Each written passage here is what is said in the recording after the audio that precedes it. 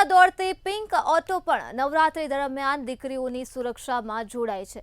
ગૃહ રાજ્યમંત્રી હર્ષ સંઘવી દ્વારા સવારે 5 વાગ્યા સુધી ગરબે ઘૂમવાની મંજૂરી આપવામાં આવી છે, જે બાદ ખેલૈયાઓનો ઉત્સાહ તો બમણો થયો છે, પરંતુ વિવિધ ક્ષેત્રમાં રોજગારી પણ ઊભી થઈ છે।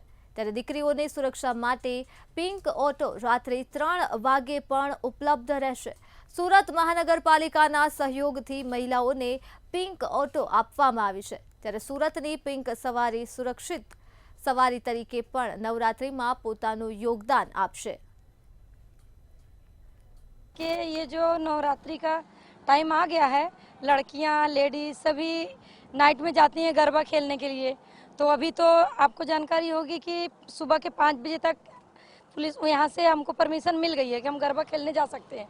तो वहाँ से लौटते समय किसी को 12 बजे 1 बजे या किसी भी टाइम अगर उनको रिक्शा चाहिए तो उसके लिए हम एनी टाइम एक्टिव रहते हैं और उनको सुरक्षित घर तक पहुंचा सकते हैं। इस नवरात्रि में जैसे कि हमको 5 बजे तक खेलने की परमिशन दी गई है, तो इसलिए हम लोग जहाँ भी नवरात्रि के गरबे होंगे वहाँ पे स्टैंड बाय खड़े रहेंगे, क्योंकि कोई भी महिला है उनको कभी 3 बजे 4 बजे मतलब पूरी रात कभी भी घर जाना हो तो हमारी रिक्शा में सुरक्षित जा सकती है।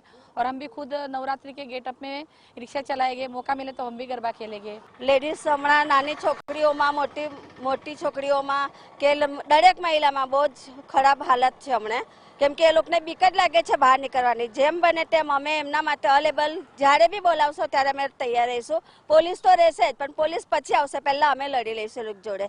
अने जेम बने तेम जो कोईने बी कई जरूर होय तो अमे छे जो बहार।